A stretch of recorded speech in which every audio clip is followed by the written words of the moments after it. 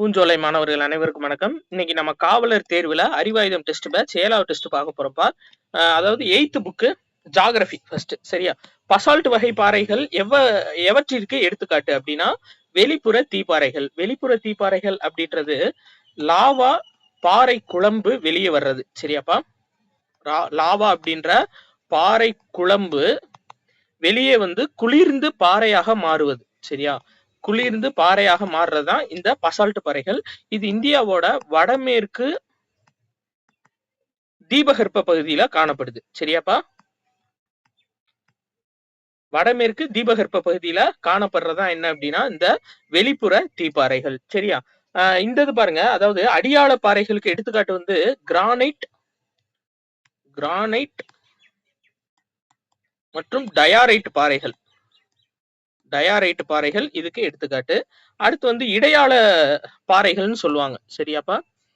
இடையாள பாறைகள். இடையாள பாறைகள்னு எதை சொல்லுவாங்க அப்படின்னா படிவு பாறைகளை சொல்லுவாங்க. படிவு பாறைகளை இடையாள பாறைகள் அப்படின்னு சொல்லிட்டு சொல்லுவாங்க. சரியாப்பா?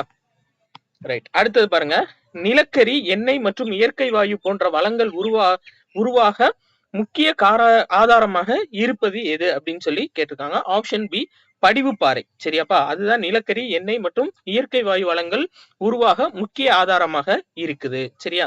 இது வந்து அடுக்கு பாறைகள்னு சொல்லுவாங்க. படிவு பாறையோட இன்னொரு பெயர் அடுக்குப்பாறை. அடுக்குப்பாறை ரொம்பவும் மென்மைத்தன்மை உடையதா இருக்கும். சரியா? மென்மைத்தன்மை உடைய பாறையா இருக்கும். சரியாப்பா? இந்த உயிரின படிவுப்பாறை இருக்கு பாத்தீங்களா, இதுக்கு உருமாறிய படுப்பாறை பாறைகள், அதாவது உருமாறிய பாறைகள். இதுக்கு வந்து எடுத்துக்காட்டு அதாவது ரைட்டுப்பா. இது வந்து என்னன்னா, உருமாறிய பாறைகள் வந்து அதிக வெப்பம் மற்றும் அழுத்தம் காரணமாக உருவானது. அதிக வெப்பம் மற்றும் அழுத்தம் காரணமாக உருவானதா இந்த உருமாறிய பாறைகள். அடுத்து 3வது பாருங்க, ஜிப்சம் எவ்வகை பாறைகளுக்கு எடுத்துக்காட்டு? ஆப்ஷன் ஏ ரசாயன படிவு பாறைகளுக்கு எடுத்துக்காட்டு தான் ஜிப்சம். உயிரின பாறைகளுக்கு எடுத்துக்காட்டு என்னன்னா சாக்கு. சரியா? சாக், பட்டுக்கல், டோலமைட். சரியாப்பா? இது ஃபுல்லா உயிரின படிவு பாறைகளுக்கு எடுத்துக்காட்டு. பௌதீக படிவு பாறைகள் இதுக்கு எடுத்துக்காட்டு வந்து மணற்பாறைகள், மாக்கல்,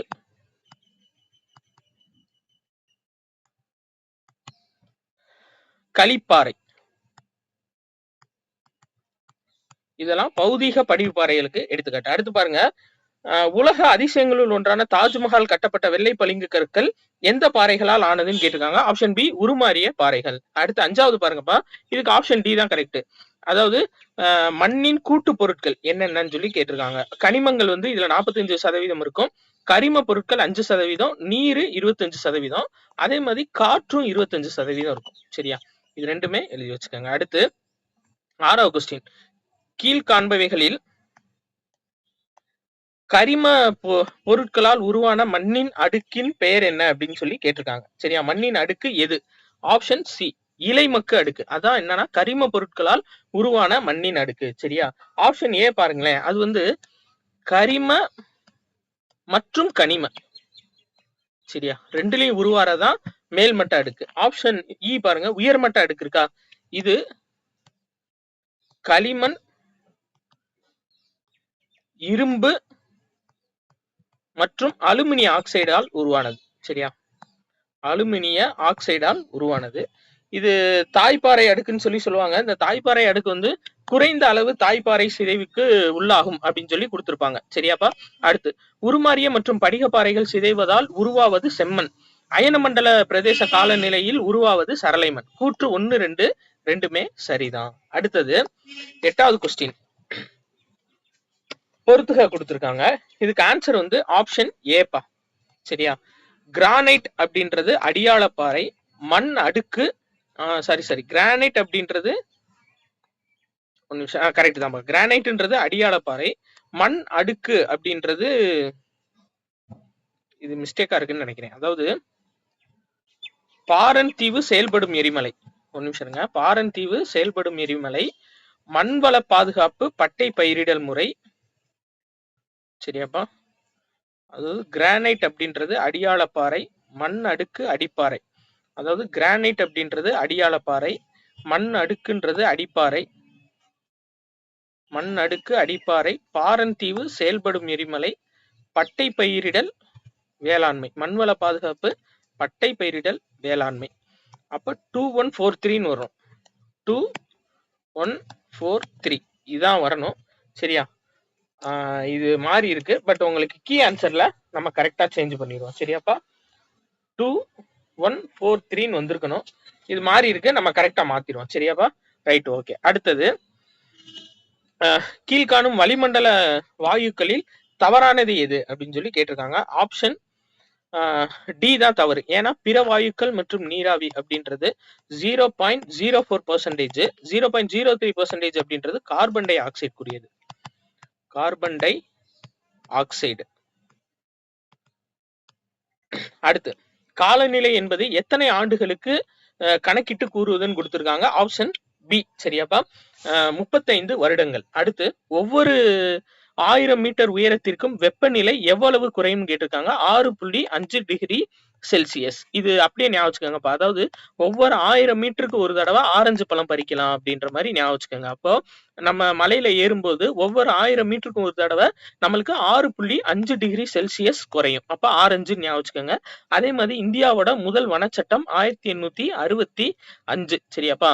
அப்ப என்ன அப்படின்னா, முத வனத்துக்குள்ள போனா ஆரஞ்சு பழம் பறிக்கலாம் அப்படின்ற மாதிரி ஞாபகம் வச்சுக்கோங்க. அதுவும் 1865. அதே மாதிரி நம்ம தமிழ்நாடோட தலைமை வழக்கறிஞர், அதுக்கான ஆர்டிகிள் 165. இதுவும் ஞாபகம் வச்சுக்கோங்க. அதாவது நம்ம தமிழ்நாட்டோட தலைமை வழக்கறிஞருக்கு சம்பளம் எவ்வளவுனா ஒரு ஆரஞ்சு பழம் அப்படின்ற மாதிரி ஞாபகம் வச்சுக்கோங்க. அடுத்து 12வது கொஸ்டின் பாருங்க. கீழ்காணும் கூற்றுகளில் எது தவறாக பொருத்தப்பட்டுள்ளது? Option B. ஐசோகிரைம் சமமலை கோடுன்னு கொடுத்திருக்காங்க. அது தவறு. ஏன்னா ஐசோகிரைம் அப்படின்றது சராசரி வெப்பநிலை, சராசரி வெப்பநிலையை குறிக்கிறது தான் ஐசோகிரைம். சம மலையளவு கோடு அப்படின்றது ஐசோஹைட்ஸ். ஐசோஹைட்ஸ். சரிப்பா? அடுத்து பாருங்க. ஓர் இடத்தில் 24 மணி நேரத்திற்குள் நிலவும் அதிகபட்ச மற்றும் குறைந்தபட்ச வெப்பநிலைக்கும் இடையே உள்ள சராசரி என்ன அப்படின்னு சொல்லி கேட்டிருக்காங்க. Option A. வெப்ப அலைவீச்சு. அதுதான் 24 மணி நேரத்துக்குள்ள நிலவக்கூடிய சராசரி வெப்பநிலை. சரியா? வெப்பச்சலனம் அப்படின்றது என்ன? வெப்பச்சலனம்ன்றது அதாவது இப்போ நம்ம பாத்திரத்துல தண்ணிய சூடு பண்றோம். சரியாப்பா? அப்போ கீழே தண்ணி சூடாகி மேல போயிருது, மேல இருக்க குளிர்ந்த நீர் கீழே வருது. அதேதான். இப்ப கடல் இருக்கு அப்படின்னா கடல்ல இருந்து சூடாகி மேகத்துல அந்த நீராவிகள் போகுது. சோ நம்ம நிலத்து பக்கம் இருக்கக்கூடிய வெயிட் குறைவான காத்து கடல் பக்கம் போகும், வெயிட் அதிகமா இருக்கக்கூடிய கடல் மேல இருக்கக்கூடிய காற்று நிலப்பக்கம் வரும். அதனாலதான் மாலை நேர மழை பொழிகிறது. அதுவும் வெப்பச்சலன மழை தான். சரியா? அடுத்து, வெப்ப கதிர்வீச்சுக்கு எடுத்துக்காட்டு சூரிய ஒளி பூமியை தொடுறது வெப்ப கதிர்வீச்சுக்கு எடுத்துக்காட்டு. வெப்ப கடத்தல் அப்படின்றது இப்போ நம்ம சாலிட் பார்ப்போம். சரியாப்பா?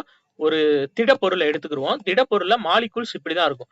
இப்ப ஹீட் பண்றோம் அப்படின்னா மொத்தமா ஹீட் ஆகாது. அதாவது திடப்பொருளுக்குள்ள இருக்க மாலிகூல்ஸ் இது இதை ஹீட் பண்ணும், இது இதை ஹீட் பண்ணும், இது இதை ஹீட் பண்ணும். அப்ப ஒன்னோட ஒண்ணு வெப்பத்தை கடத்தி தான் அது ஹீட் ஆகுது. இதுக்கு எடுத்துக்காட்டு என்ன அப்படின்னா வெப்ப கடத்தல். சரியா? அடுத்து 14வது பாருங்க. வட அரைக்கோளத்தில் கடகரேகைக்கும் ஆர்டிக் வட்டத்திற்கும் இடைப்பட்ட பகுதி எது அப்படின்னா மித வெப்பமண்டலம். சரியா? அப்ப பூமி இருக்கு அப்படின்னா கடகரேகை, பூமத்திய ரேகை, மகர ரேகை இருக்கும். சரியா? இதுல வட அரைக்கோளத்துல கடகரேகைக்கும், சரியாப்பா, கடகரேகைக்கும் அதுக்கு மேல இருக்க ஆர்டிக் வட்டம், இது ரெண்டுக்கும் நடுவுல இருக்கக்கூடியது மித வெப்பமண்டலம். அப்ப வெப்பமண்டலம்னா என்னதுப்பா? கடகரேகைக்கும் மகர ரேகைக்கும் நடுவுல இருக்கக்கூடியது வெப்பமண்டலம். குளிர் மண்டலம் அப்படின்றது ஆர்டிக் வட்டத்திற்கு மேலையும் அண்டார்டிக் வட்டத்திற்கு கீழையும் இருக்கிறது குளிர் மண்டலம். அடுத்து 15வது கொஸ்டின். கடல் மட்டத்தில் உள்ள நிலையான காற்றழுத்தத்தின் அளவு 1013.25 மில்லி பார். சரியா? மில்லி பார். ரைட். 1083 அப்படின்றது இதுவரை பூமியில நிகழ்ந்த அதிகபட்ச வெப்பம், அதிகபட்ச அழுத்தம். சரியா? அதிகபட்ச அழுத்தம் 1968ல ரஷ்யால அஹாட் அப்படின்ற இடத்துல பதிவாயிருக்கு. இன்ன வரையும் பூமியில நிகழ்ந்த அதிகபட்ச அழுத்தம் 1083. 870 அப்படின்றது இதுவரை பூமியில் நிகழ்ந்த குறைந்தபட்ச அழுத்தம். குறைந்தபட்ச அழுத்தம் இது எங்கன்னா மரியானா தீவுல அகாட் அப்படின்ற இடத்துல. சரியாப்பா? மரியானா தீவு இது வந்து ரஷ்யாவோட அகாட்டு, இது வந்து மரியானா தீவுல. சரியா?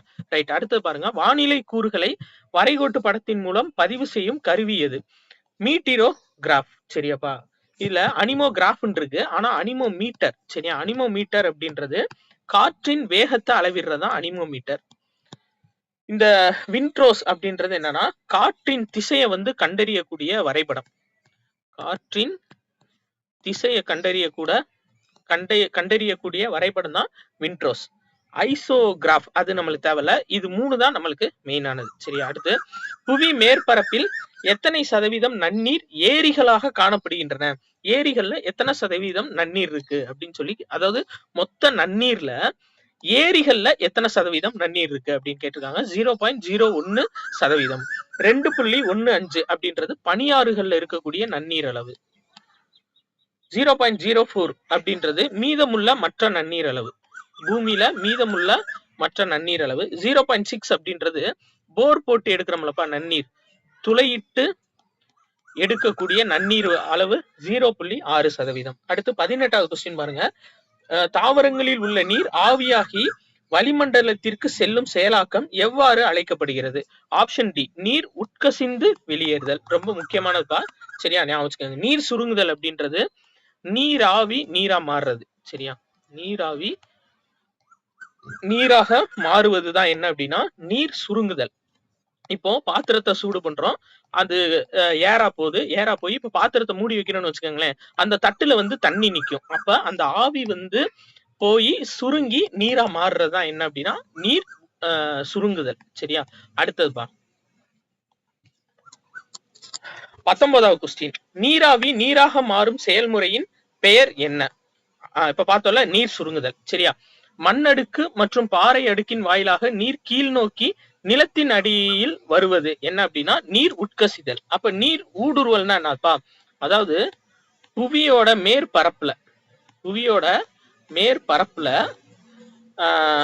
அதாவது புவியோட மேற்பரப்பு ஃபுல்லா, சரியா, நீர் மண்ணோட அடுக்குக்குள்ள உட்கசிந்து, மண்ணின் அடுக்குக்குள்ள புவியோட மேற்பரப்புல இருந்து மண்ணின் அடுக்குகளுக்குள் நீர் உட்கசிவதுதான் என்ன அப்படின்னா நீர் ஊடுருவல்னு சொல்லுவாங்க.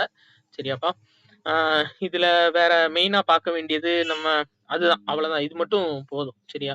இப்ப நீர் வழிந்தோடல் அப்படின்னா என்னன்னா ஓடும் நீர் புவியீர்ப்பு விசையால் மேற்பரப்பு முழுவதும் செல்வது நீர் வழிந்தோடல். சரியா? மேற்பரப்புல இருந்து மண்ணோட அடிக்குள்ள போறது நீர் ஊடுருவல். புவியீர்ப்பு விசையினால மேற்பரப்பு முழுவதும் நீர் பரவுவது நீர் வழிந்தோடல். அடுத்து, மழை வழிவின் அளவு எவ்வாறு அழைக்கப்படுகிறது? ஆப்ஷன் ஏ, கன அடி அப்படின்றது கரெக்ட். அப்ப ஏக்கர் அடி அப்படின்றது மழை நீர் கொள்ளளவு. மழை நீர் கொள்ளளவு ஏக்கர் அடி. அங்குலம் அல்லது சென்டிமீட்டர் இது வந்து என்னன்னா மழை நீர் ஊடுருவல்.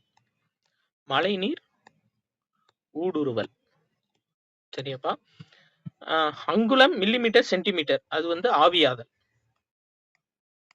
சரி. மக்கள் தொகை இடப்பெயர்வில் வேலைவாய்ப்பின்மை எந்த காரணிகளின் அடிப்படையில் வகைப்படுத்தப்பட்டுள்ளது? ஆப்ஷன் சி, பொருளாதார காரணிகள். அரசியல் காரணிகள்ன்றது என்னப்பா? போர், இனம், மதம் சார்ந்த கலாச்சார துன்புறுத்தல். சரியாப்பா? இனம், மதம் சார்ந்த கலாச்சார துன்புறுத்தல் அரசியல் காரணிகள். மக்கள் தொகை காரணிகள் என்னன்னா மிகை மக்கள் தொகை. ஒரு இடத்துல வந்து அதிகமான மக்கள் தொகை வந்துட்டாங்க அப்படின்னா பிற மக்கள் வந்து வெளியேறி, இப்ப ஊருக்கு அவுட்டர்ல இருக்கிறது வந்து நிறைய ப்ரிஃபர் பண்றாங்களப்பா. சிட்டிக்குள்ள இருக்கிறத விட ஊர் அவுட்டர்ல இருந்தா கொஞ்சம் பீஸ்ஃபுல்லா இருக்குன்றாங்களா, அது மெயினா என்னன்னா மக்கள் தொகை காரணி தான். சரியா? அடுத்து, சமூக மற்றும் பண்பாட்டு காரணி. அது வந்து சமூக முரண்பாடு காரணமா நிகழ்றது. சரியா? சமூக முரண்பாடு காரணமா நிகழ்றது. அடுத்து 23வது கொஸ்டின். 2017ஆம் ஆண்டின்படி புலம்பெயர்ந்தோர் எண்ணிக்கை 258 மில்லியன். அடுத்து, எந்த ஆண்டு முதலாக உலகளாவிய நகர்ப்புற மக்கள் தொகை ஊரக மக்கள் தொகையை விட அதிகமானது? 2007. அடுத்துப்பா, அதிக மக்கள் தொகை கொண்ட உலகின் முதல் 5 மாநகரங்கள் பட்டியலை வரிசைப்படுத்துகன்னு சொல்லி கேட்டிருக்காங்க. ஆன்சர் வந்து 1, 2, 4, 3. சரியாப்பா? இது வந்து மெக்சிகோ நகரம் 22 மில்லியன் மக்கள் தொகை. சாங்காய் 26 மில்லியன், டோக்கியோ 37 மில்லியன், புதுடெல்லி 29 மில்லியன். சரியாப்பா? அடுத்து 26வது கொஸ்டின் பாருங்க. இந்தியா, சீனா, நைஜீரியா ஆகிய நாடுகள் எந்த ஆண்டிற்குள் நகர்ப்புற மக்கள் தொகை 35% பெற்றிருக்கும்? ஆப்ஷன் பி 2018 இருந்து 50க்குள்ள. அடுத்து போக்குவரத்து, தீவிரவாதம், குண்டுவெடிப்பு, உள்நாட்டு கலவரம் ஆகியவை எந்த இடர்களின் கீழ் வகைப்படுத்தப்பட்டுள்ளன? ஆப்ஷன் ஏ மனித தூண்டுதலால் ஏற்படும் இடர்கள். சரியா? அப்ப தொழில்நுட்ப இடர்கள்னா என்னப்பா? பாலங்கள்,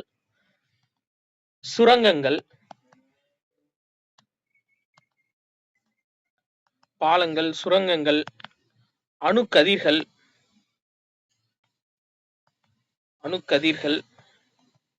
சரியாப்பா? இதால் ஏற்படக்கூடியது. நிலவியல் சார்ந்த இடர்கள் அப்படின்னா சுனாமி, நிலச்சரிவு இதெல்லாம் நிலவியல் சார்ந்த இடர்கள். சுற்றுச்சூழல் சார்ந்த இடர்கள் இதெல்லாம் மண்ணு, காற்று, நீர் இதெல்லாம் மாசுபடுறது என்ன அப்படின்னா சுற்றுச்சூழல் சார்ந்த இடர்கள். வெள்ளப்பெருக்கு சார்ந்த இடர்களில் எது இயற்கை காரணிகளின் கீழ் வகைப்படுத்தப்பட்டுள்ளன? ஆப்ஷன் டி பரந்த நீர்பிடிப்பு பகுதிகள், அதுதான் இயற்கை காரணிகள். அப்ப கனமழை, அயனமண்டல சூறாவளி, மேக வெடிப்பு இதெல்லாம் வானிலை காரணிகள். சரியா? வானிலை காரணிகள். சரி, காரணிகள். அடுத்து புவியீர்ப்பு விசை காரணியால் ஏற்படும் பேரிடர் எது? நிலச்சரிவு தான்ப்பா. சரியா? அதுதான் புவியீர்ப்பு விசைனால ஏற்படக்கூடியது. ஓகேவா? இதுல நீங்க மெயினா பார்க்க வேண்டியது சுனாமி அப்படின்றது கடல் அடியில ஏற்படக்கூடிய அதிர்வு, நிலச்சரிவு, எரிமலை வெடிப்பு.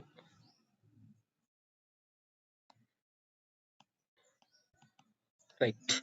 வறட்சி அப்படின்றது ஒரு அத்தியாவசிய தேவையை கூட பூர்த்தி செய்ய இயலாத நீர் பற்றாக்குறை. சரியா? மனிதர்களோட அத்தியாவசியத்தை கூட பூர்த்தி செய்ய முடியாத நீர் பற்றாக்குறை.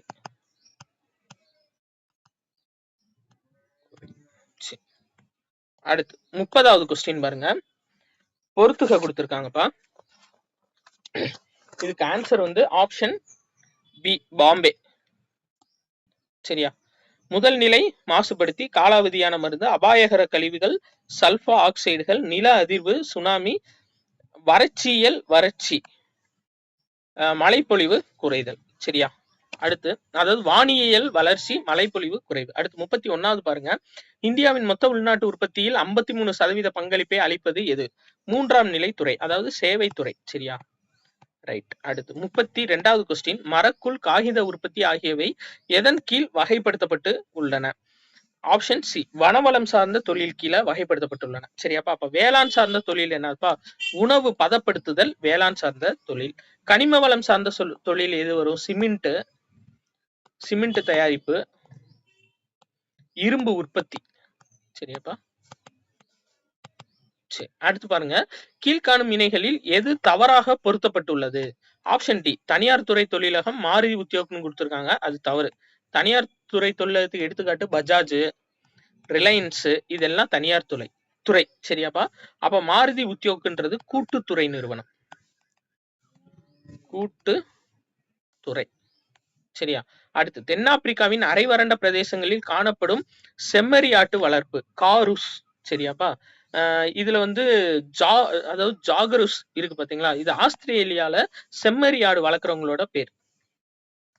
ஆஸ்திரேலியால செம்மறி ஆடு வளர்க்குறவங்களோட பேர் என்னன்னா ஜாகருஸ். சரியா? இதுல பாருங்க சிராக்கா ஹார்மட்டான்.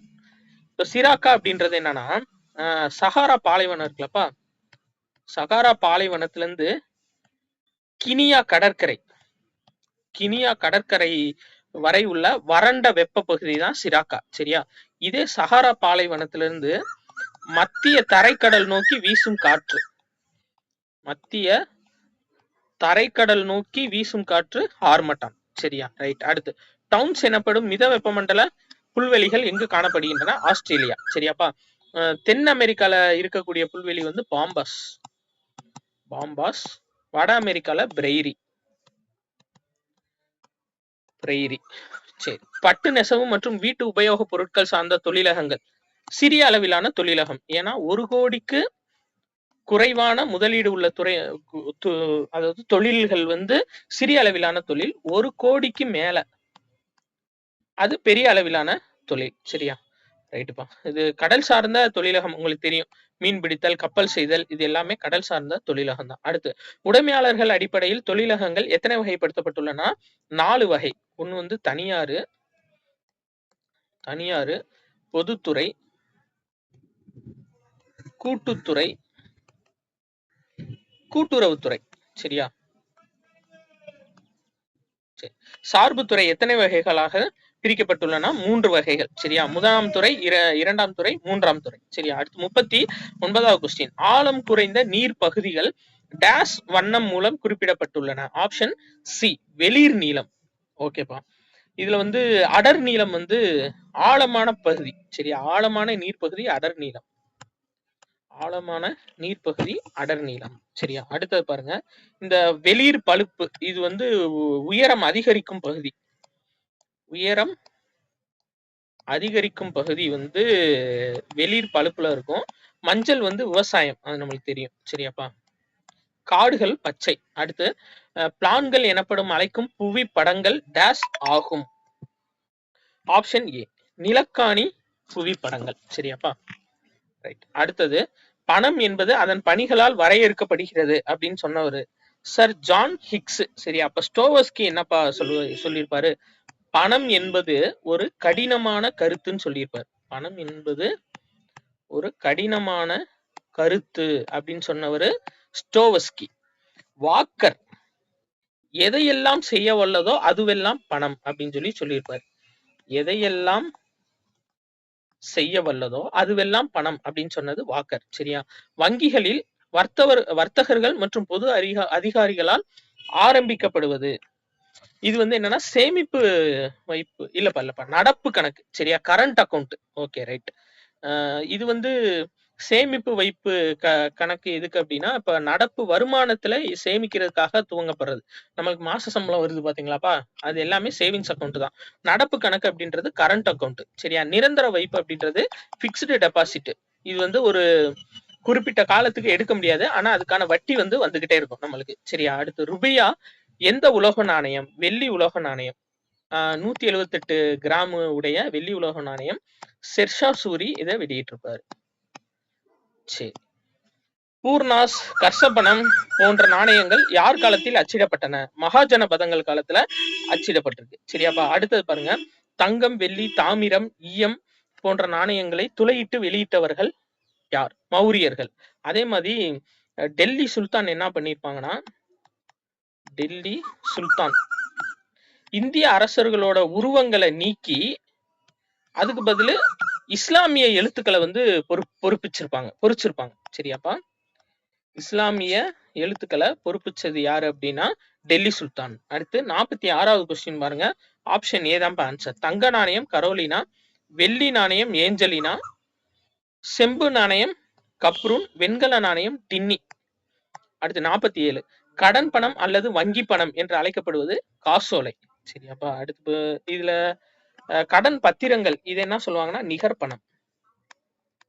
நிகர்பணம் அப்படின்றது கடன் பத்திரங்கள். கடன் அட்டைகள் வந்து நெகிழி பணம். கருவூல பட்டியல் அது நிகர்பணம் தான். சரி. இந்திய ரூபாய் குறியீடு எந்த ஆண்டு இந்திய அரசால் அங்கீகரிக்கப்பட்டது? ஜூலை 15, 2010 அங்கீகரிக்கப்பட்டிருக்கு. சரியாப்பா? இது வந்து விழுப்புரத்தை சேர்ந்த உதயகுமார். விழுப்புரத்தை சேர்ந்த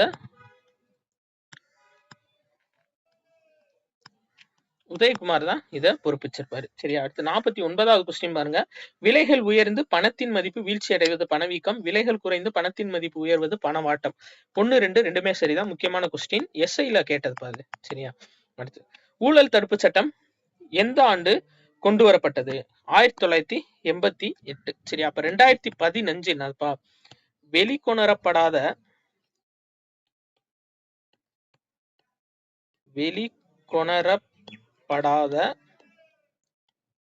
வெளிநாட்டு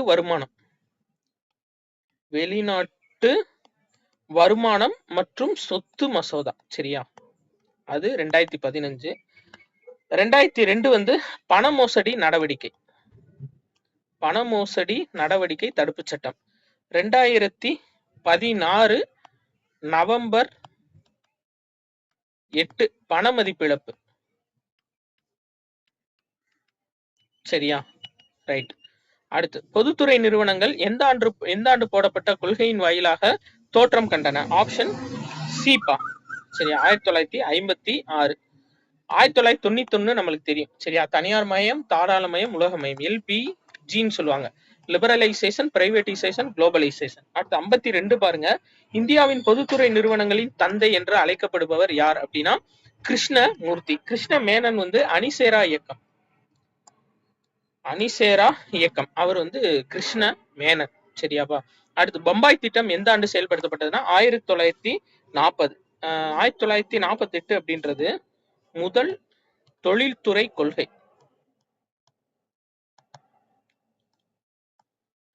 முதல் தொழில்துறை கொள்கை 1948. 1950 திட்டக்குழு.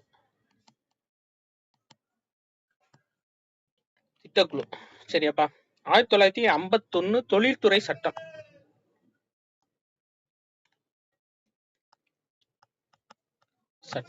அடுத்த 54. சரியாப்பா? இந்தியாவில் அதிக அளவு பணியாளர்களை கொண்ட பொதுத்துறை நிறுவனம் இந்தியன் ரயில்வே. சரியா? அடுத்தது தவறான ஒன்றை தேர்ந்தெடுக்கவும். முதலீட்டு கருவி போன்றவைகள் எது? அதாவது தவறான ஒன்று. முதலீட்டு கருவி இல்லாதது எது அப்படின்னா வரி செலுத்துவது. மிச்சம் எல்லாமே முதலீடு பண்றதான்ப்பா. பங்கு வர்த்தகம், பத்திரம், பரஸ்பர நிதி, இது எல்லாமே நம்ம அமௌண்ட்டுக்கு கொடுத்து நம்மளோட அமௌண்ட்டை பெருக்கிறதுக்காக முதலீடு செய்யறது. வரி செலுத்துறது அப்படின்றது செலவுல வந்துடும் நம்மளுக்கு. அடுத்து பாருங்க. பின்வருவனவற்றுள் கருப்பு பணம் குவிவதற்கு காரணமானவர்கள் எல்லாமே தான் வரி ஏய்ப்பவர்கள், பதுக்குபவர்கள், கடத்தல்காரர்கள். சரியா? அடுத்து 57 பாருங்க. மலேசியா நாட்டிற்கான பணத்தின் பெயர் ரிங்கிட். ரியால் அப்படின்றது சவுதி அரேபியா. டாலர் அமெரிக்க ஐக்கிய நாடுகள் டாலர். ரூபாய்ன்றது இந்தியா, இலங்கை, பாகிஸ்தான் எல்லாத்துக்குமே ரூபாய் தான். சரியா? அடுத்து 58வது கொஸ்டின் பா. டேஷ் நிறுவன சட்டம் மற்றும் அரசாங்கத்தால் கட்டுப்படுத்தப்படும் முதன்மையான பங்குதாரர் அப்படின்னா பொதுத்துறை நிறுவனங்கள். அடுத்து 59வது கொஸ்டின். இதுக்கு வந்து ஆன்சர் ஆப்ஷன் பி, பாம்பே. மதியுரை குழு அப்படின்றது நிதி ஆயோக். வேளாண்மை முதன்மை துறை. தொழில்கள் இரண்டாம் துறை. ஜிடிபி மொத்த உள்நாட்டு உற்பத்தி. அடுத்து 60வது கொஸ்டின் பாருங்க. சவுடு பரவலின் மூலம் கரைசல்களின் இடப்பெயர்ச்சி. ஆப்ஷன் பி, செறிவு குறைவான கரைசலில் இருந்து செறிவு மிக்க கரைசலுக்கு செல்லும். ரொம்ப முக்கியமான கொஸ்டின், பார்த்து வச்சுக்கோங்க. அடுத்து 61க்கு ஆப்ஷன் சிபா. சிலியேட்டா அப்படின்றது பாராமிசியம், பிளாஜெல்லேட்டா யூக்ளினா, சூடோபோலியா அமீபா, ஸ்போரோசோவா பிளாஸ்மோடியம். அடுத்து 62வது கொஸ்டின் பாருங்க. ஸ்ட்ரெப்டோமைசிஸ் பாக்டீரியாவில் இருந்து பெறப்படும் ஆன்டிபயாட்டிக் எந்த தொற்று நோய்க்கு சிகிச்சை அளிக்க பயன்படுகிறது? Option B, plague. சரியாப்பா? டிப்தீரியா அப்படின்றது பெனிசிலியம் கிரையோஜினம். சரியா? ரூபெல்லா அப்படின்றது MMR. காசநோய் BCG. சரி. வேர்களுக்கு பாதுகாப்பு அளித்து தாவர நோய் கிருமிகளை கட்டுப்படுத்த உதவுவது எது? Option B, trichoderma. சரியாப்பா? Bacillus thuringiensis. இது சேர்ந்து வரணும், பட் தனித்தனியா இருக்கு. உங்களுக்கு கொஸ்டின்ல கரெக்டா கொடுத்துரும். சரியாப்பா? பேசிலஸ் துரிஞ்சியன்சிஸ் அப்படின்றது பூச்சிகளை கட்டுப்படுத்துதல்.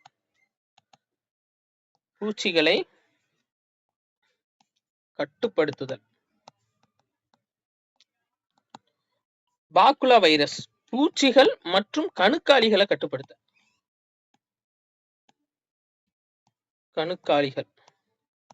ஏகோலை அப்படின்றது மனித குடல்ல வாழக்கூடிய வைட்டமின் KB இந்த கூட்டுப்பொருள் உற்பத்தி செய்யறது. சரியா? வைட்டமின் KB கான கூட்டுப்பொருளை உற்பத்தி செய்யறது என்னன்னா ஈகோலை பாக்டீரியா. அதான் ஏகோலைன்னு கொடுத்திருக்காங்க. சரி. விலங்குகளில் வாய் மற்றும் கால் குழம்பு நோய் ஏற்பட காரணமான நுண்ணுயிரி அதாவது அப்தோ வைரஸ். இப்போ வரும். சரிப்பா? அப்தோ வைரஸ்.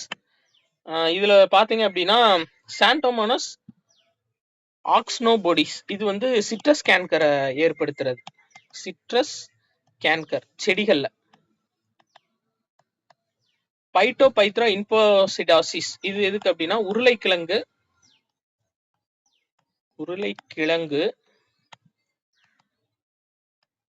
பிளைட் நோய். சரியாப்பா. பேசிலஸ் ஆந்த்ராசிஸ் அப்படின்றது ஆந்த்ராக்ஸ். அடுத்து கீழ்காண்பவைகளில் வைரஸால் ஏற்படும் நோய் எது அப்படின்னா சாதாரண சளி. காச நோய் காலரா இது ரெண்டும் பாக்டீரியா நோய்கள். மலேரியா அப்படின்றது புரோட்டோசோவா நோய். புரோட்டோசோவா மலேரியா அப்படின்றது. அடுத்து பழுப்பு பாசிகள் எந்த நிறமையின் வகையை சார்ந்தவை? Option C fucoxanthin. சரியாப்பா. அப்ப டைகோசைனின். சரியா. டைகோசைனின் எதுக்கு அப்படின்னா நீல பசும் பாசிகள். டைகோசைனின் அப்படின்றது நீல பசும் பாசிகள். பச்சையம் அப்படின்றது பச்சை பாசிகள். பைக்கா எரித்ரின் அப்படின்றது பைக்கோ எரித்ரின் வரணும். சரி. பைக்கோ எரித்ரின் அப்படின்றது ஒரு நிமிஷம்ங்க. பியூகோசாந்தின் பைக்கோ எரித்ரின் அப்படின்றது சிவப்பு பாசிகள். சரியாப்பா. அடுத்தது 67 பொறுத்து கொடுத்திருக்காங்க. ஆப்ஷன் பி தான் கரெக்ட். பைரோகுலேரியா ஒரைசே நெல்லில் பிளாஸ்ட் நோய். ஃபியூசேரியம் ஆக்சிபேரம் அது பருத்தியில் வாடல் நோய். அல்புகோ கேண்டிலா முள்ளங்கியில் வெண்துரு நோய். கேலிட்ரைகோட்டம் அப்படின்றது கரும்பின் சிவப்பு அழுகல் நோய். அடுத்து பாசிகள் சார்ந்த தவறான இணை எது அப்படின்னா ஆப்ஷன் ஏ புரோகரியாட்டிக் செல் அமைப்பை கொண்டுள்ளது அப்படின்றது தவறு. ஏன்னா பாசிகள் எல்லாமே யூகேரியாட்டிக் செல் வகை. அடுத்து பாருங்க விசிறி வடிவ இலைகளை உடைய பெரிய தாவரமாகவும் துர்நாற்றத்தை ஏற்படுத்தவும் கூடிய ஜிம்னோஸ்பெர்ம் தாவரம் எது அப்படின்னா ஆப்ஷன் பி ஜிங்கோயல்ஸ். சரியாப்பா. இதுல இந்த சைக்கடைல்ஸ் எதுக்கு அப்படின்னா பனைமரம் போன்று உயரமாக வளையக்கூடியது சைக்கடைல்ஸ். இதுல கோனிஃபரைல்ஸ் கூம்பு வடிவ பசுமை மாறா தாவரம் கோனிஃபரைல்ஸ். நீட்டேல்ஸ் அப்படின்றது சிறிய தாவர வகை தொகுப்பு. சரியா. இந்தியாவில் உள்ள மிகப்பெரிய உலர் தாவர தொகுப்பு எங்கு உள்ளது அப்படின்னா கல்கத்தா. அடுத்து உயிருள்ள மற்றும் உயிரற்றவைகளாக பண்பு பெற்றவை எது அப்படின்னா வைரஸ். அதாவது வெளியில இருக்கிற வரை உயிரற்றதா செயல்பாடு இல்லாம இருக்கும்பா. ஆனா ஏதாச்சும் ஒரு ஓம்புயிரிகளுக்குள்ள இப்ப ஏதோ ஒரு உயிரியலுக்குள்ள போயிடுச்சுன்னா அதோட சத்தை எடுத்து இது வளர ஆரம்பிச்சிடும். பார்க்க உயிர் இல்லாத மாதிரி இருக்கும். ஆனா ஏதாச்சும் ஒரு உயிரிக்குள்ள போகும்போது அது அதோட சத்தை எடுத்து வளர ஆரம்பிச்சிடும். சரியா. அப்போ இதுதான் என்ன அப்படின்னா உயிருள்ள மற்றும் உயிரற்ற பண்பு பெற்றவை. அடுத்து உண்ணத்தகுந்த காளான் அகாரிகஸ் தான் உண்ணத்தகுந்த காளான். சரியாப்பா. பெனிசிலியம் அப்படின்றது நுண்ணுயிர் கொல்லி எது அப்படின்னா பென்சிலியம் நொட்டேட்டம். சரியாப்பா. ரைட். புக் பேக் இது. சரியாப்பா. மண்ணெரிப்பை தடுக்கும் தாவரங்கள் எது? பிரயோஃபைட். அடுத்து இரு பெயரொட்டு முறை முதலில் அறிமுகம் செய்யப்பட்ட ஆண்டு 1663. அடுத்து பெனிசிலின் ஒரு உயிர் எதிர்பொருள். இது எதிலிருந்து பிரித்தெடுக்கப்படுகிறது அப்படின்னா பூஞ்சைகள். சரியாப்பா. பூஞ்சைகள் இருந்து பிரித்தெடுக்கப்படுகிறது. அது பேரு பெனிசிலியம் நொட்டேட்டம். சரியா. பெனிசிலியம் நொட்டேட்டம். அடுத்து 76 பாருங்க. டேஷ் என்பது உறுதியான தடித்த வெண்ணிற உரையாக அமைந்து கண்ணின் உட்பாகங்களை பாதுகாக்கிறது அப்படின்னா ஸ்க்ளீரா. சரியா. இதுல கான்ஜங்டிவா இருக்கு பாத்தீங்களாப்பா. இது கண் கோளை மற்றும் கண்ணீரை சுரப்பது. சரியா. கார்னியா கண்ணுக்குள் நுழையும் ஒளியை விலகல் அடைய செய்வது. அது கார்னியா. ஐரிஸ் அப்படின்றது நிறமுள்ள பகுதி. சரி. அடுத்து காற்றில்லா அல்லது ஆக்சிஜனேற்ற சூழலில் குளுக்கோஸ் சிதைவடைவது டேஷ் கொடுக்கும்னா லாக்டிக் அமிலம். அடுத்து உங்கள் வெளிப்புற காதினை பின்னா தாங்குவது எது அப்படின்னு சொல்லி கேட்டிருக்காங்க. சரியாப்பா. குருத்தெலும்பு. ரைட். அடுத்து 79 முதுகெலும்புகளில் பின்வரும் வகைகளில் எது சரியான எண்ணிக்கையில் உள்ளது அப்படின்னா கழுத்தெலும்பு 7 அப்படின்றது கரெக்ட். ஏன்னா மார்பெலும்பு அப்படின்றது 12 இருக்கணும், 10 இருக்கு. இடுப்பெலும்புன்றது 5 இருக்கணும், 4 இருக்கு. வால் எலும்புன்றது 3 இருக்கணும், 4 இருக்கு. சரியாப்பா? அடுத்து 80 நமது வாழ்வின் பிந்தைய பகுதியில் ஆஸ்டியோபோரோசிஸை தடுக்க எதை எடுத்துக்கொள்வது அவசியமாகும்னு கேட்டிருக்காங்க. ஆப்ஷன் டி, கால்சியத்தை எடுத்துக்கொள்றது அவசியம். ஏன்னா ஆஸ்டியோபோரோசிஸ் அப்படின்றது எலும்பு சார்ந்த நோய். எலும்பில் உள்ள இணைப்பு திசுக்கள் குறைவாகிறது தான் இந்த ஆஸ்டியோபோரோசிஸ். ஸோ அடுத்த டெஸ்ட்ல பார்ப்போம்ப்பா. நல்லபடியா படிங்க. நன்றி.